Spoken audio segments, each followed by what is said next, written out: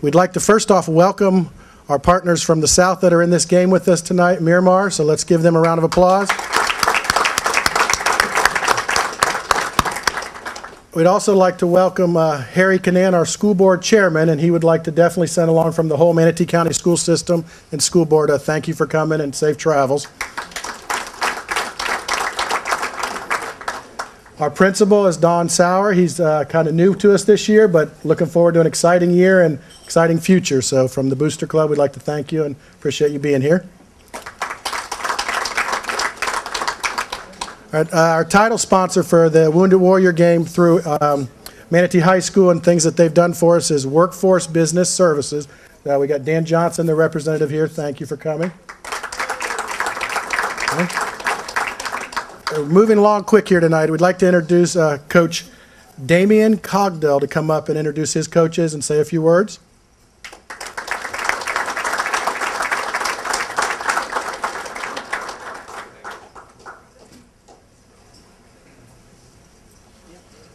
Didn't know I was going to speak today, but I have a ton of coaches, and how we normally do it, I let them stand up, and they have a pretty deep voice here. So we'll start with the defensive staff. Can you guys please stand up, please, the defensive staff? This young man here, I introduced him personally. He was a Miramar graduate. I coached him a couple years ago, a graduate from West Virginia, just graduated last year. Attended and played also in the Orange Bowl game when West Virginia scored 70 points, so it was a blessing to have him on staff, and that's Joshua Taylor. The next coach right here is my defensive line coach, Coach Kelsey Harrell. Next coach is Coach Benny Nixon. JV linebacker coach, Coach Coffey. Defensive coach, DB coach also is my assistant D coordinator with myself, Coach AJ. My JV defensive coordinator, Coach Kenny. Offensive coaches, stand up, please. Also forgot my quality control coaches. He's my right-hand man. Is my pit bull, Mr. Worthing.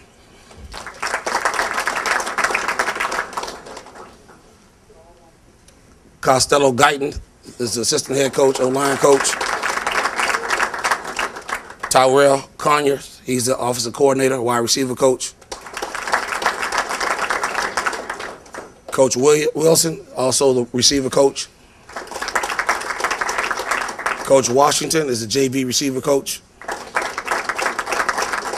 Coach Carroll, special team coordinator and quarterback coach. Coach Madison, his nickname is Bowling Ball, is the assistant O-line coach. Coach Chop, Coach Bryant, Michael Bryant, O-line coach. Coach Devin Chandler, running back coach.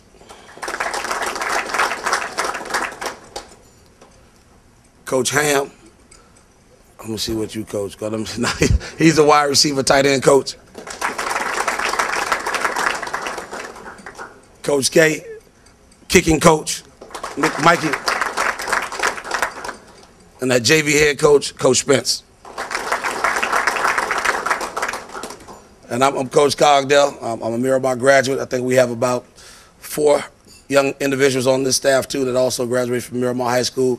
And talking to Coach this morning, he's also a graduate of his high school, so that's a blessing. You guys run a great program. We're excited to play in this ball game on ESPN2. This is a great opportunity for both ball teams, and it was exciting. I'll never forget when in '09 when we won the state championship, and we were already finished with our game. I think it was probably 5 minutes to go in the game, and we heard on the loudspeaker that Brayton Manatee beat St. Thomas. So that was like, it was like a wow. So that's when I heard of Brayton Manatee, and I've been following you guys for a long time. So I did a little research on that after that. So Coach, you've been doing a great job. And Coach Arnold Wilkins, he's not here too, Coach Bubba. He's from around this area, and he tells me a lot of good things about you guys and says tomorrow atmosphere is supposed to be a collegiate and college-style atmosphere, so I'm excited to see. Thank you.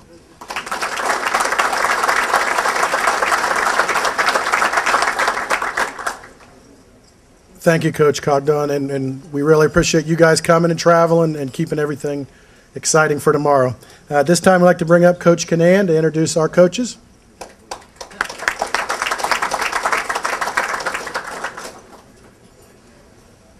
My memory's not that good, so if I had that many coaches, I wouldn't be able to introduce everybody. So, first, I'd like our JV freshman coach and our strength coach to stand up. Rich Lansky is our strength and conditioning coach. Cor Graham is our head JV coach, and Hank Malo is our head freshman coach. Would our defensive coaches stand up, please?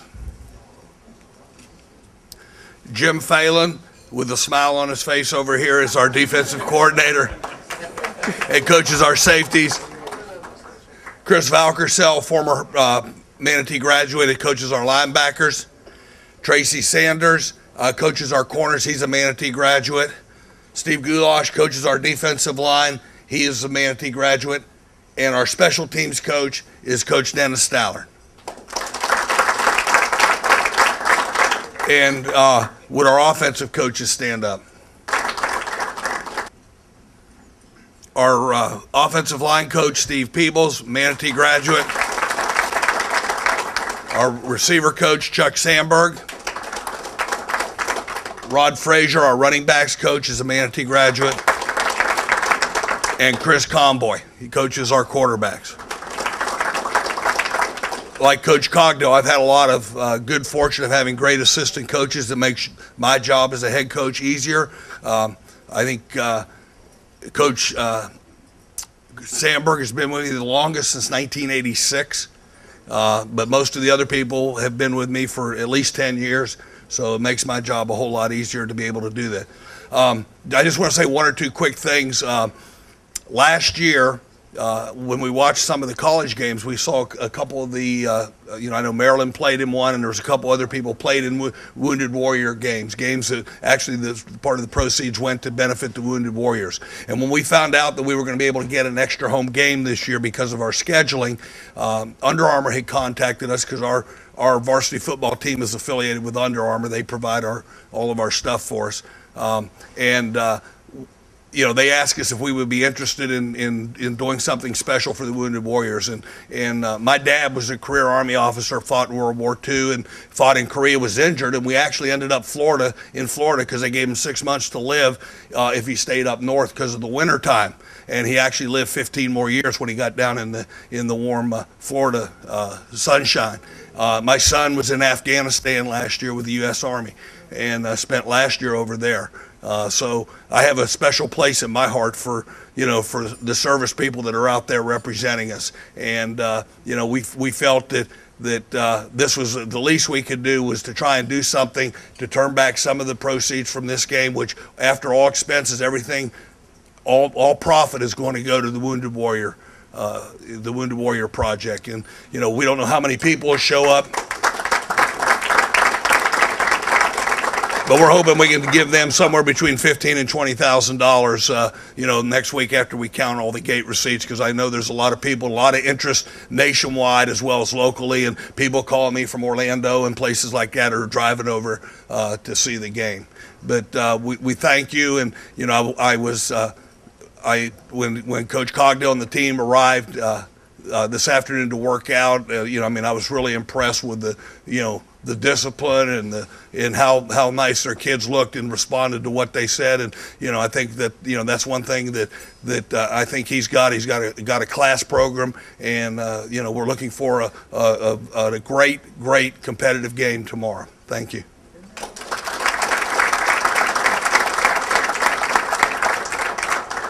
And through the help of a lot of people, as we've seen, the country club, the coaches, the players, and everything, we'd like to have you guys realize something that's really important, what this brings to our community, what you can do through the Wounded Warrior program, and thank the whole community for what they've done, as well as the teams and the coaches for being here. Because I know staying overnight, I think, is sometimes a challenge for football teams, but it's a great honor for you to be here and to do that. So some of us coaches in here and people that are here, adults, have played college football, and this brings you to that college atmosphere and brings you to that next level. And that's what you have to look and be honored that you're in programs like we have. And as a Booster Club member and a president and a community member, we just think that, you know, what you are doing is working hard and getting to that next level and being the student athlete. So from our community standpoint, we'd like to thank you. So.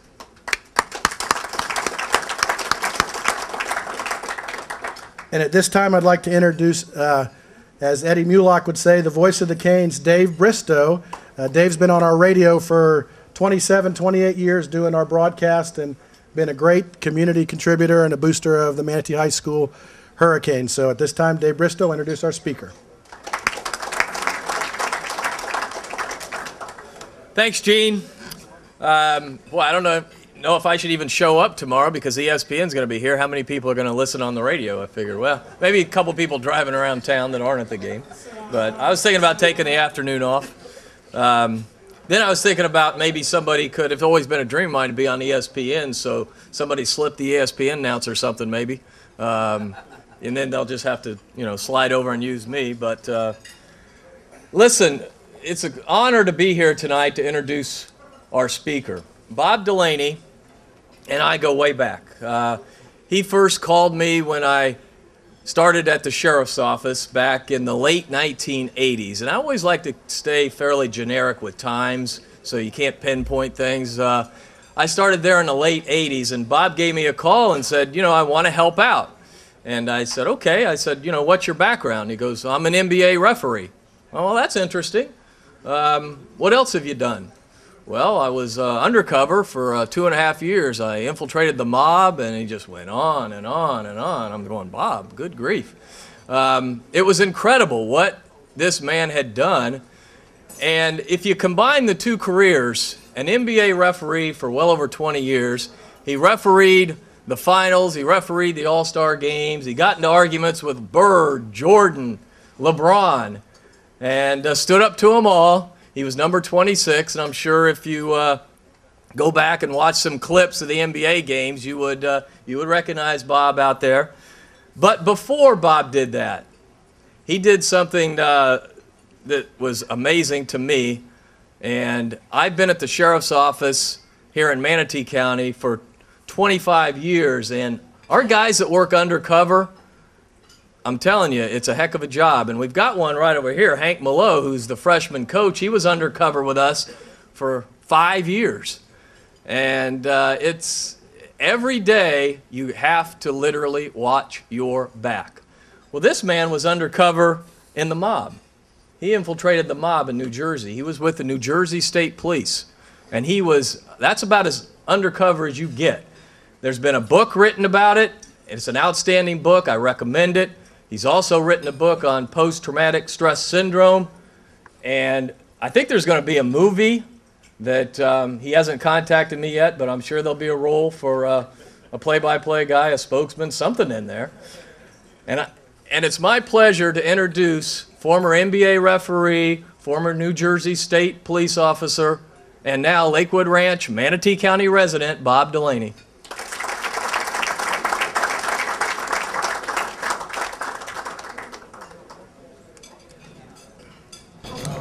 Thanks, Dave. Appreciate it. If you would, I appreciate the applause, but that's not something an NBA referee is used to getting. So if you want to make me feel at home, boo, scream at me, yell at me, boo, let it go. Yeah, there you go, there you go. Bang. We're going to take a few minutes and share some thoughts with you. You all are doing something special tomorrow.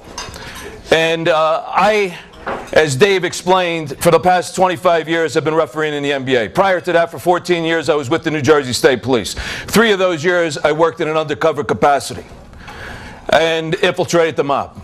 Because of those experiences, I've been able to do some things that I find very special, and that is to spend time with the men and women who serve this country. I'm going to offer a formula for development. Experiences plus intellectual readiness plus reflection equals development. That equals growth. Experiences are something that you and I have. And if you share those with someone, you grow from it. Intellectual readiness is studying a particular subject and becoming very good at it. Reflection is figuring out, where do I fit in on a team? Being introspective and think about how I fit in and what does this all mean. So if we put it into your world, as football players, it's the experiences you have from playing games. It's the experiences your coaches have and are bringing to you. The intellectual readiness is knowing your playbook, studying your position so that you do the best you can for this team. And then the reflection is figuring out, where do I fit in? If you do all those things, you're going to have development, you're going to have growth. So I want to share an experience with you that I think every American needs to hear. I've shared this with Nick Saban's University of Alabama football team when I spoke there.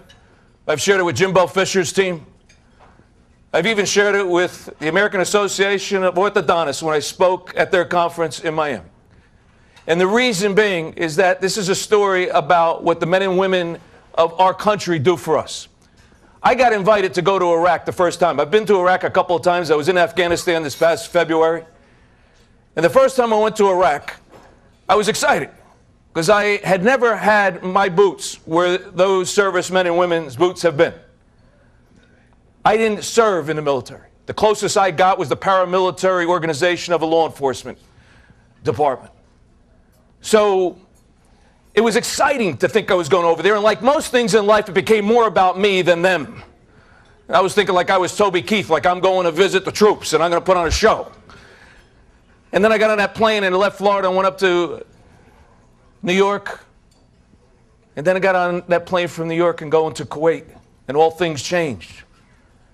Because I started getting that palpitation. I started thinking, what am I doing? What am I going into a war zone for? I don't have to be there. And I'm leaving my wife and kids behind, my grandkids. Going to put myself in harm's way. Then we landed in Kuwait. In the military, I tell my wife I feel safer in Afghanistan and Iraq than I do anywhere else because I have those troops around me. And they picked us up, and they take us from,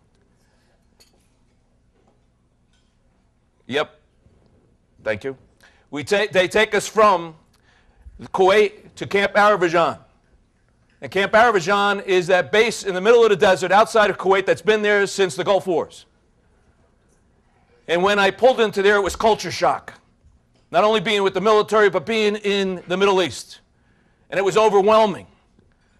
But that night, they knew that this NBA guy was there, so they have a basketball court in the middle of the desert where the troops can play and work out. And I got in my NBA uniform, and they had two units that were going to play against each other, and the gym was packed with men and women in uniform. And it was a little different atmosphere. I'd never had so many guns along the sideline as I did that night. And I was more conscious of the calls that I made because I knew what the ramifications could be. But we had fun. The next morning, they got us up early, and we went to the most serious place I've ever been in my life. You can take all that law enforcement, all that undercover stuff, put it in your back pocket. I was in Ali Salim. That's the kickoff point where you fly on a C-130 into the war zone. And when we walked in there, I saw the biggest American flag I ever saw in my life. There were big screen TVs with HBO boxing matches taking place. There were men and women in uniform on dusty, old, ripped chairs. And there was a murmur in the room. It wasn't a loud conversation. And some people were in the back talking to chaplains. Some were reading the Bible, getting themselves right with the Maker. And I could sense fear, but no one was afraid. And then it was ratcheted up. They called out our names, and they started giving us helmets and body armor. And then they called us out 2 by 2. We got in line to get on a C-130. I've never been on a C-130 in my life. I've flown all over the United States and the world with the NBA.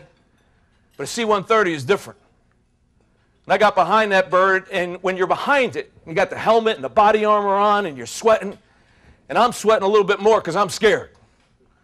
And the fuel on the back of that plane is burning your skin. And you're just saying, let me on this thing. And when you get on it, it's knee to knee, hip to hip, shoulder to shoulder. You're packed in. And then when you're on, you're just saying, get me off this thing. And my inner voice went to work. You know that inner voice that we all have? Mine was saying, man, I hope this thing, there's no way they can take off in this. This windstorm is too bad. We're going to go back to that building that they just had. I'm trying to hope that it gets to the pilot and he says we're not going to fly tonight. But then that thing starts rambling down the runway and it bucks its way into the air and it fights that windstorm and it levels off. We were headed to Mosul, Camp Marez. I was going to be embedded with the 25th Infantry Division. And as it levels off, then soldiers do what soldiers do. They go to sleep. They hang on to the front of their gear and they fall asleep. And I'm like a bobblehead. I'm listening to every sound because I'm hypervigilant. I'm like hearing everything that's going on. And this kid sitting across from me, you can't speak up there, it's so loud. He must have saw my eyes were this big. He just hit his chest and he said, we're okay, sir. And then that plane started doing things I'd never experienced a plane doing. Gravitational pulls coming in all different directions. I've been flying for 25 years, never knew a plane could do this. Swirling and diving. No one told me to put my seat in the upright position or get my tray table up. We were going down, I thought we were really going down. And that's when I learned what a combat landing is. They're doing all kinds of maneuvers to make sure that plane doesn't get hit by enemy fire. We land it. When we landed, General Bob Brown was there for the 25th Infantry Division. He gave us a brief. We got assigned a CHU. I didn't know what a CHU was. Contained housing unit. Those small little kind of huts that are lined up next to each other, T-walls on either side, in order to save any bomb blasts that are coming in. You realize you're in war. I got assigned a CHU with Tim Dwight. You all may remember that name. He's All-American at the University of Iowa, played in the NFL. His claim to fame is he ran a touchdown back in a Super Bowl, 99 yards, still holds the record today. He and I were in that room. We stayed up till probably 2 o'clock in the morning talking about the experience of just being around the men and women of the service. Around 4:30 in the morning, there was an explosion. I told you how fast Timmy was, right? I beat him to the door. Man, I was going. I didn't know where I was going, but I was out that door. When I got out there were some soldiers standing around, and they smiled. And they said, sir, we're okay. It was close, but not that close. They know by the sound where danger is. And then I had a conversation with those soldiers, and I heard the most powerful words I've ever heard in my life. One soldier said to me, sir, we do our best soldiering when we're not afraid of dying. We do our best soldiering when we're not afraid of dying. And I thought about the dedication and commitment they have to each other, to our country, to you and your family, to me and my family, and what we can learn from these men and women who serve this country. So let's take that learning experience and put it into your world. What I offer to you is that in the same mindset, you'll do your best football playing when you're not afraid of losing. And when I hear them speak, they always talk about muscle memory, that when they get in a firefight, muscle memory comes into play. And they're fighting for each other.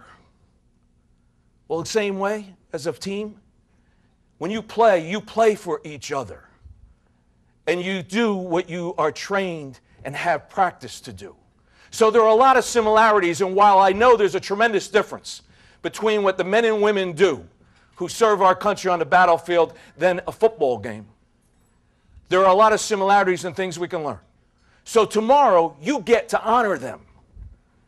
What a special thing. You get to honor the men and women who serve us. And you're going to have people watching from all over the country. And you know where they're going to be watching to? In Afghanistan and Iraq. Those troops, every time I'm with them, they're watching ESPN. You know why? That's a diversion from war. You're going to give them a diversion tomorrow. You're going to let them be off of war for about 3 hours. And they're going to watch you. So you have an obligation. You have an obligation tomorrow that you ratchet up your sportsmanship to the highest level you've ever had it. So that when people watch this game tomorrow, they're seeing two class acts. Miramar and Manatee. And I'm going to ask something else. I'm going to ask the captains of both teams to think about some way of honoring those men and women. And I'll offer a suggestion that when great plays are made tomorrow, and they're going to be made, you got two great teams here, there's going to be great plays on both sides of the ball. Now, whether it's on a sack or a long run or a touchdown, that you think of honoring them maybe in this way, versus maybe a tug on the shirt, you know, when you pop the shirt, or doing something of personal excitement, that maybe you salute. And you start doing that, those announcers on ESPN are going to be telling the world that you're doing it to honor the men and women who this game's being played for. Around this room, I brought a lot of things that hang on my wall. This uniform, I did a uniform exchange at Landstuhl, Germany. Landstuhl is where we take the wounded warriors off the battlefields of Iraq and Afghanistan. And I brought my NBA uniform and I shared it with a soldier there. And he said, "Sir, I want to do something in return." And he gave me his uniform.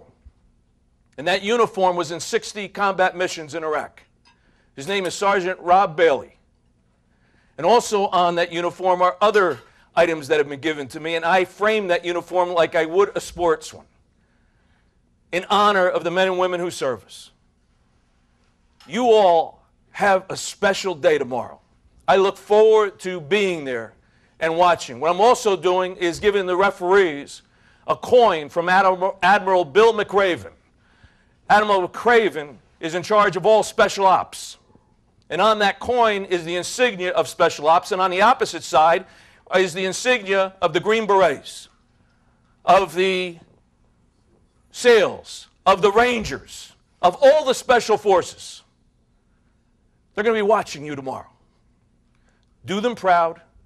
Do yourself proud. And like that uniform, there's a U.S. Army name and there's a personal name. So I ask players all the time, what's more important, the name on the front of the shirt or the name on the back of the shirt? What I say to you is I believe they're equally important.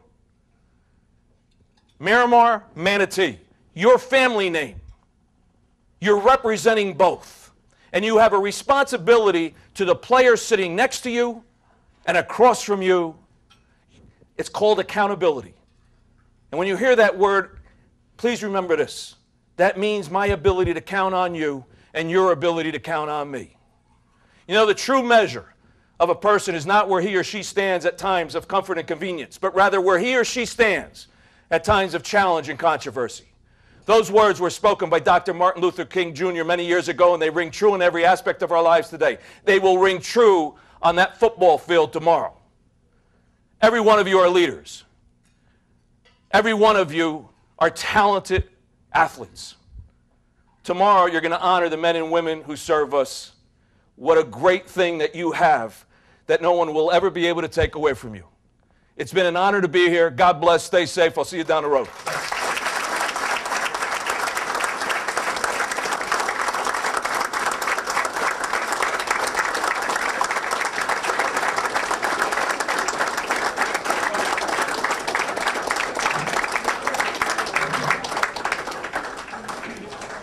Just, it kind of, gets you in your gut what our men and women do for our country.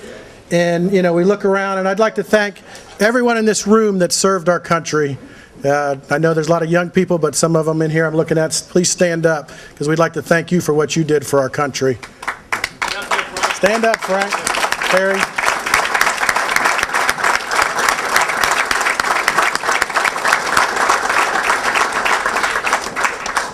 And just once again, let's go out tomorrow. We'd like to thank both coaches for here, and have safe travel the way home tomorrow, and get out there and let's do the true sportsmanship that we are. And I'd like to end this thing.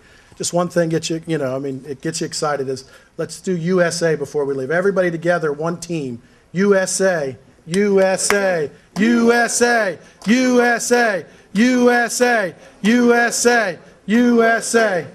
USA. Thank you. Have a good evening and get some rest, guys. Thank you. Good night.